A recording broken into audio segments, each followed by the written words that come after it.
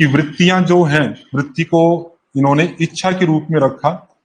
इच्छा के रूप में कोई वृत्ति आई, जियारत करना है, पैसा कमाना है, वो पूरी की, फिर एक नई इच्छा, वो पूरी की, फिर नई इच्छा, वो पूरी नहीं हुई तब भी दुख, पूरी हो गई तो इच्छा बढ़ के आएगी। ये आगे विषय आएगा आपका जब 4 प्रकार के दुख पढ़ेंगे। तो वो साइकिल कभी भी समाप्त नहीं होता, बढ़ता ही जाता है। तो वो सांसारिक दृष्टि से फिर क्या कहा जाता कि आप इच्छाओं को कम कर दो या इच्छाओं को समाप्त कर दो। तो इसका सेंस भी वही आएगा, इच्छाओं को कम करना मतलब दुख कम होंगे, लेकिन थोड़ी जितनी मात्र इच्छा है उतना तो दुख होगा ही। और इच्छा पूरी खत्म कर दी तो कैसे होगा इच्छाएं खत्म? अपने आप तो नहीं हो सकता। और इसमें न्याय दर्शन में कहते हैं आत्मा की 6 गुण आते हैं, इच्छा, द्वेष, प्रयत्न, सुख, दुख, ज्ञानानि आत्मनोलिंगम। न्याय दर्शन का सूत्र है इच्छा आत्मा का इनबिल्ट एट्रीब्यूट है, उसको हटा ही नहीं सकते।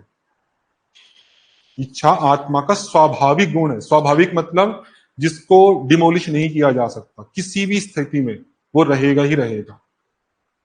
तो अब इच्छाओं को पूरी तरह से तो समाप्त करना संभव ही नहीं, हर क्षण आत्मा की इच्छा है।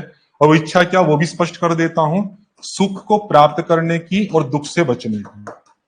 ये इच्छा आत्मा की, या कहो हर आत्मा की, कितना चाहे बुद्धिमान व्यक्ति हो, चाहे सामान्य व्यक्ति हो, चाहे पैसे वाला हो, चाहे गरीब हो, ये 2 इच्छाएं हर हालत में सबकी बनी रहती है। मुझे सुख प्राप्त करना है, दुख से बचना है।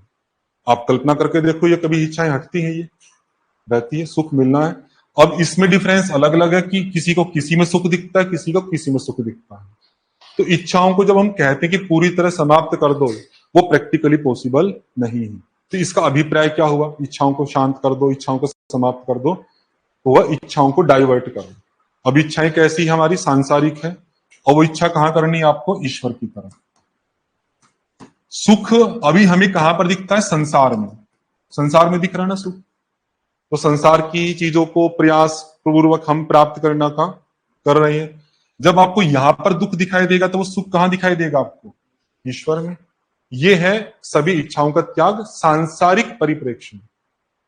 प्रैक्टिकली पॉसिबल नहीं है कि इच्छा हर तरह की हट गई, सांसारिक हट गई, लेकिन पारमार्थिक जो इच्छा ईश्वर की वो बनी हुई है, क्योंकि वहां पर ही वास्तविक सुख मिलेगा, वहीं पर ही दुख पूरी तरह से हटेगा।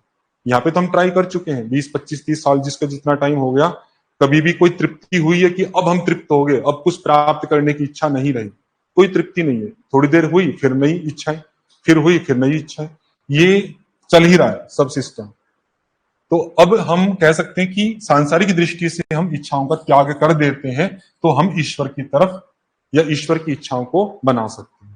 लेकिन फिर भी वृत्ति निरोध की बात, पूरी तरह वृत्ति निरोध करो, उसका जो सेंस है मैं वो रखता हूं। टेक्निकल विषय है, ध्यान से देखिए। आत्मा, आत्मा के साथ में ये अंतःकरण है। अंतःकरण में मन, बुद्धि, चित्त, अहंकार सब आ जाएंगे। इधर आपका बाह्यकरण है, इंद्रियां। इंद्रियों में सेंसेस भी आ गई आपकी, और कर्मेंद्रियां भी आ गई, और उनके साथ में बाहर के विषय, बाहर के ऑब्जेक्ट। जैसे आप मेरे शब्दों को सुन रहे हैं, रूप, रस, गंध, स्पर्श इत्यादि, दैट इज विषय। अब यहां अंतःकरण में हमें पता है प्रैक्टिकली, जो नहीं पता हो बता देना, लगातार थॉट्स चलते हैं ना, सुबह उठने के साथ और सोने तक भी। उसको हम थॉट्स को क्या बोलते हैं? वृत्ति। लगातार वृत्ति चल रही है। यहां पे वृत्ति 2 तरह से चलती है। 2 तरह से कैसे? यदि आपकी सेंसेस एक्टिव है, बाहर मेरे शब्दों को सुन रहे हैं, देख रहे हैं, तो ये यहां से इसको परसीव करके कहां ट्रांसफर कर देती है? अंतःकरण में। और अंतःकरण में उसकी वृत्ति बन जाती है। जैसे अभी आपकी बन रही है, मेरी बन रही है, मेरे शब्दों को सुन रहे हो, तो सुनने की वृत्ति कहां बन रही है? अंतःकरण में बन रही है। देखा तो या सुना कान से, लेकिन कान ने उसको ट्रांसफर कहां किया? अंतःकरण में। और आपको बोध हो गया कि हाँ मैं शब्दों को सुन रहा हूं। अगर हम सेंसेस को डीएक्टिवेट कर दें, आंख बंद, कान बंद, सब कुछ बंद, तब भी वृत्ति चलती है। तब कौन सी वृत्ति चलती है? स्मृति वृत्ति।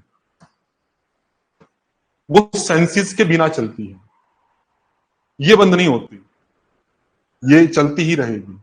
तो एक वृत्ति तो हो गई जो इंद्रियों के विषय से जुड़कर बनी। एक वृत्ति होगी जब सेंसेस आपकी डीएक्टिवेट है, तब भी संस्कार जो पहले से बने हुए हैं उनके आधार पर स्मृति वृत्ति लगातार काम करेगी। तो यहां तक तो कंट्रोल हम फिर भी कर सकते हैं, आंख बंद कान बंद सब कर लिया, ये कंट्रोल नहीं होता। संस्कार से स्मृति का जो साइकिल है ये लगातार चलता ही रहता, हम चाहकर भी इसको नहीं रोक पाते। एक तो ये हुआ। और फिर आत्मा लगातार किसके साथ जुड़ा हुआ है? अंतःकरण के साथ, बुद्धि कह दो या चित्त कह दो, उसके साथ जुड़ा हुआ है। तो यहां पर आत्मा का बोध भी हो रहा है। किसका बोध हो रहा है? आत्मा का भी। तो एक वृत्ति आत्मा की यहां बन रही है और एक वृत्ति लगातार यहां से या यहां से बन रही है। तो यहां पर लगातार दो वृत्ति एक साथ जनरेट हो रही है, दो वृत्ति। ये कॉन्सेप्ट स्पष्ट हुआ? एक साइकिल तो मैंने इधर का बताया, जो भी मान लो, या तो सेंसिस के माध्यम से मान लो या यहां से मान लो, वो वृत्ति हो गई। और एक वृत्ति है जो आत्मा की इससे चित्त से या बुद्धि से जुड़ के बनती है कि मैं आत्मा हूं, मैं आत्मा हूं, ये वृत्ति भी लगातार बनी हुई है। अब दिक्कत क्या है? अब ये दोनों वृत्ति आपकी मिक्स हो गई है, उधर से वो भी वृत्ति आ रही, इधर से ये भी वृत्ति बन रही है। तो क्या आप ये बोध कर पाएंगे कि ये अलग है, ये अलग है? एक कोई मिरर लो, उस मिरर पे मैंने गंदगी लगा दी छोटी छोटी छोटी छोटी करके, और आपके घर में वही एक मिरर लगा हुआ है, कोई साफ मिरर नहीं है, और हमेशा आप अपना चेहरा उसी में देखते हो, तो आपको अपना चेहरा कैसा दिखाई देगा? गंदा दिखाई देगा। और मैं कहूं नहीं भाई आपका चेहरा तो साफ है, गंदा नहीं है, आप स्वीकार कर लोगे उस बात को? नहीं करोगे, नहीं मुझे तो गंदा ही दिख रहा है। आप रियलाइज कर ही नहीं पाओगे कि गंदगी दर्पण की है, मेरी नहीं है। कर पाओगे रियलाइज? वो कब कर पाओगे? साफ करना पड़ेगा। यदि वो आपने दर्पण पूरा साफ कर दिया, क्रिस्टल क्लियर, तब आप जान पाओगे कि ये गंदगी मैं नहीं थी, मैं तो इससे अलग बिल्कुल शुद्ध थी। देखो शुद्धता कब तक आपको नहीं रियलाइज होगी? जब तक आप इन गंदगी को साफ नहीं करते। तो ऐसे आत्मा का बोध अभी भी हो रहा है हमें, मैं आत्मा हूं, निरंतर सबको बोध है, लेकिन वो वृत्ति सारूप्य बोध है, वृत्तियों के साथ जुड़ के है। वृत्ति सारूप्य मित्रत्र भी आएगा सूत्र, आपका चौथा सूत्र। वो जो बोध है कैसा है? वृत्तियों के साथ जुड़ के, जैसी वृत्ति वैसा ही मैं। क्रोध की वृत्ति आ गई, मैं क्रोधी हूं। राग की वृत्ति आ गई, मैं रागी हूं। कुछ ना कुछ वृत्ति अच्छी बुरी सात्विक चल ही रही है, तो मैं का बोध भी उसी के साथ जुड़ के वैसा ही है, मैं ऐसा हूं, मैं ऐसा हूं। ये कभी नहीं बोध होता कि मैं उन वृत्तियों से हटकर बिल्कुल अलग केवल शुद्ध चित्त स्वरूप आत्मा हूं। ये बोध कब होगा? जब ये पार्ट रुक जाएगा। इसलिए कहा वृत्ति निरोध करो। जब तक वृत्ति निरोध नहीं होगा तब तक आप शाब्दिक रूप से तो कहोगे कि मैं आत्मा हूं, मैं आत्मा हूं, लेकिन मैं आत्मा का जो रियलाइजेशन है, बोध है, वो नहीं हो पाएगा। आपने बहुत गहराई तक विचार भी कर लिया ना कि मैं आत्मा, वो भी विचार वृत्ति पूर्वक ही बोध है, उससे मोक्ष नहीं होगा, उससे वो गुजबंश या वो सब चीजें नहीं आएंगी जो चाहिए। वो वास्तव में कब आएंगी? जब ये वृत्ति पूरी तरह से विरुद्ध हो गई। अब एक ही बोध बचेगा आपका, केवल आत्मिक बोध, जिसको बोलते हैं विवेक ख्याति। विवेक ख्याति की ये सब वृत्तियां अलग है और मैं आत्मा उससे अलग हूं। जब सात्विक की वृत्ति क्यों ना हो, मैंने कहा रासिक तामसिक वृत्ति कैसी भी हो, लेकिन है तो वृत्ति ही, आत्मा तो नहीं है। तो आत्मा से अलग उसको अगर आप जानते हो, वो कब जान पाओगे? जब उसका निरोध हो पाएगा। तो इसके भी दो लेवल हो गए। विवेक ख्याति में तो क्या हुआ था? सात्विक वृत्ति थी।